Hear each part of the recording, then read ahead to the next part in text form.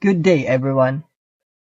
In this video, we will define and describe the union and intersection of sets, illustrate difference of two sets and complement of a set, and use Venn diagram to represent set operations. First, let's look at where sets meet, the intersection of sets. The intersection of sets A and B, written as A intersection B, is the set of containing the elements that are in both A and B. Now let's have an example. For set A, we have 1, 3, 5, 7, and 9. For set B, 2, 3, 5, 7, and 11. For the result, A intersection B is equals to set of 3, 5, and 7 because those numbers appear in both lists. Let's look at the first example. This is called joint sets because they have common elements. And in the diagram, you can see the circles overlap. And for the second example, this is called disjoint sets because they have no common elements. And in the diagram, the circles did not overlap. Now let's proceed to the union of sets. The union of sets, written as A union B, is the set of all the elements that are in A or in B or in both A and B. In simple terms, we combine all elements from both sets and remove duplicates. Let's look at the example. For set A, we have 1, 3, and 5. For set B, and 1, 2, 3, and 4. To find A union B, we list all elements from both sets from A and B. Now let's combine them and remove duplicates. And the answer is A union B is equals to 1, 2, 3, 4, 5, and 7. In the diagram, the left circle, which is A, contains elements only in A, 5, and 7. And the right circle, which is B, contains element only in B, 2, and 4. The middle, the overlapping part, contains element in both sets 1 and 3. For the union, we include everything inside both circles. Now let's try this practice. We have 4 given sets to work with. Set A, set B, set C, and set D. Let's solve these 5 problems together. First, let's find the intersection of A and B. Look at both sets. What do they have in common? If we compare A and B, we can see that they both contain the numbers 3, 5, and 7. Next, let's find the union of A and B. Remember, union means we combine everything. Let's list all the elements from both sets, but remember, don't repeat the numbers even though 3, 5, 7 are in both. We only write them once.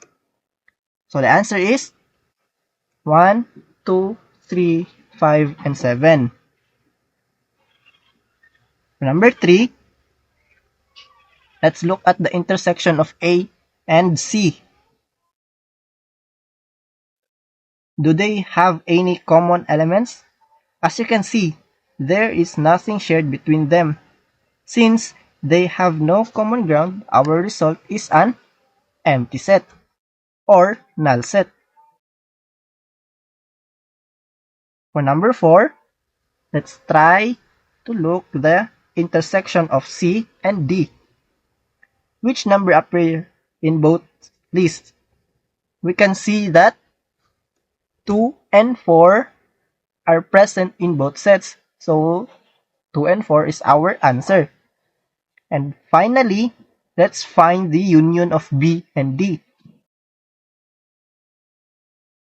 We can we combine all of them into one set, listed in order and skipping duplicates. So our answer is 2, 3, 4, 5, and 7. Okay, now let's move to the complement of a set. A complement of a set A written as A prime or A apostrophe is the set of elements in the universal set that are not in A. The complement of a set refers to all elements found in the universal set but not included in the given set. Take note that the symbol of complement is the apostrophe sign or prime symbol. Okay, now let's have an example. Here our universal set is 1, 2, 3, 4, 5. We have set A, 2, and 4. To find A complement or A prime, we look for the element in the universal set that are not inside set A. Since 2 and 4 are already inside A, the remaining elements are 1, 3, and 5. Therefore, A prime is equals to 1, 3, and 5. For set B, again, we identify the elements not included in B. The remaining elements are 1 and 5. Therefore, the B prime is equals to 1 and 5. Now, for example, C. Let us observe set C, 1, 2, 3, 4, 5. Notice that set C contains all the elements of the universal set. Since there are no remaining elements outside the set, its complement is the empty set. Therefore, C prime is equals to empty set. And for the set D, this is empty set because it has no element. Since there are no element inside D, all the elements in the universal set belongs to its complement. Therefore, the D prime is equals to 1, 2, 3, 4, and 5. To summarize, the complement of a set contains all elements in the universal set that are not found in the given set.